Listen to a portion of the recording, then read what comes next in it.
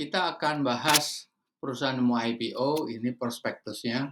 Itu bisa diperoleh di sini ya, prospektusnya bisa diperoleh nah, di IPO ini kita eh, ingin membahas Topindo Solusi Komunikatama. Sektornya teknologi, dia book building-nya sampai 19 Januari, harganya 115 sampai 125. Detailnya seperti ini. Ini dia startup didirikan tahun 2018. Ini platformnya Top Pulsa.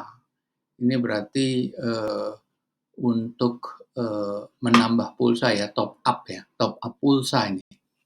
Anda bisa lihat di internetnya atau di websitenya, silakan. Nah, ini tujuan video ini adalah kita ingin menghitung nilai wajar. Di sini kan 115 sampai 125. Nah, ini nilai wajarnya berapa nih?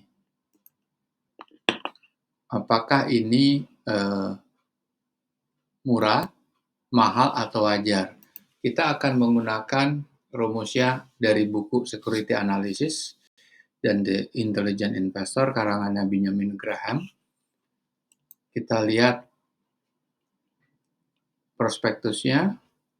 Kita pertama-tama yang harus kita lihat adalah jumlah saham yang beredar. Outstanding share. Nah, ini kita lihat ya. Sebelum saham itu dijual, itu total sahamnya itu 4,375 miliar. Lantas dijual ke masyarakat 875 dan ada warrant-nya.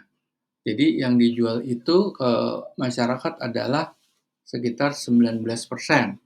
Atau total sahamnya termasuk warrant ya, itu 4,637 miliar lembar saham. Oke, sekarang kita mau lihat laporan auditnya. Nah, laporan auditnya kita mulai dari balance sheet. Balance sheet kita fokusnya cuma di aktiva lancar. Nah, aktiva lancar ini harus kita keluarkan biaya-biaya yang tidak berpengaruh pada cash flow atau hanya sebatas catatan akuntansi atau yang bersifat jangka panjang. Seperti di atas itu kas yang dibatasi penggunaannya, ini umumnya di atas 1 tahun. Uang muka, pembelian persediaan, pajak dibayar di muka, dan biaya dibayar di muka. Ini harus kita kurangkan dari sini. Oke, terus kita bandingkan utang jangka pendek dan jangka panjang.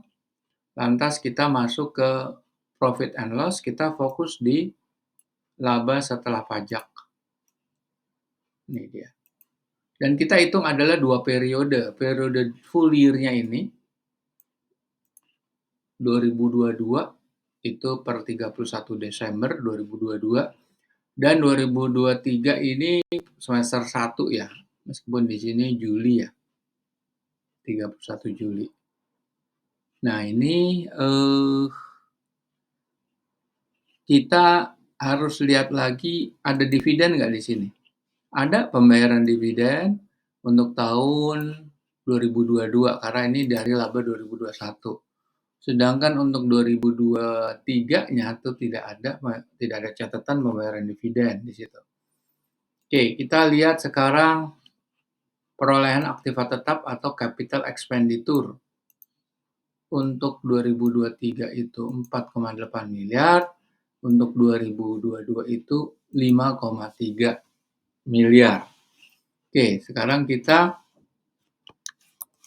lihat lagi ada nggak non-performing loan-nya? Nggak ada tuh non-performing loan-nya. Kita cari depresiasi, ini depreciation-nya. Dan ini untuk tahun 2022, depreciation-nya. Nah, kita harus lihat lagi breakdown daripada profit and loss. Nah, biaya penjualan, penyusutan aktiva tetap, di sini kita cek, tapi di sini ada penyusutan hak guna. Ini harus ditambahin lagi. Yang tadi kan, nah ini penyusutan hak guna nih. 171, dan yang ini ada lagi. Aset hak guna. Lain-lain juga, laba penjualan aktiva tetap ini harus dikurangkan. penghapusan uang muka pelanggan dan penyesuaian yang tidak diklaim dan penyesuaian saldo digital ini harus dikeluarkan karena ini, dicatat sebagai pendapatan, penyesuaian imbalan kerja juga, penyesuaian rekonsiliasi saldo. Nah, setelah kita hitung, kita masukkan ke Excel. Nah, di Excel itu kita masukkan semuanya. Nah, ini kita lihat ada komponen government bond.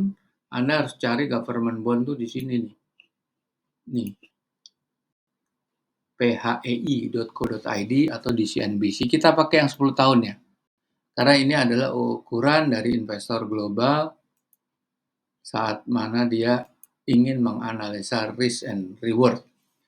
Nah, ini kalau kita lihat, ini yang di blok kuning adalah nilai wajarnya. Tertingginya dan terendahnya tetap negatif. Kalau kita lihat nih IPO price-nya 100 berapa tadi? Sorry. Sebentar, IPO price-nya 125 ya, bukan 170. 125. Oke. Kita lihat nih price earning ratio terlalu tinggi banget.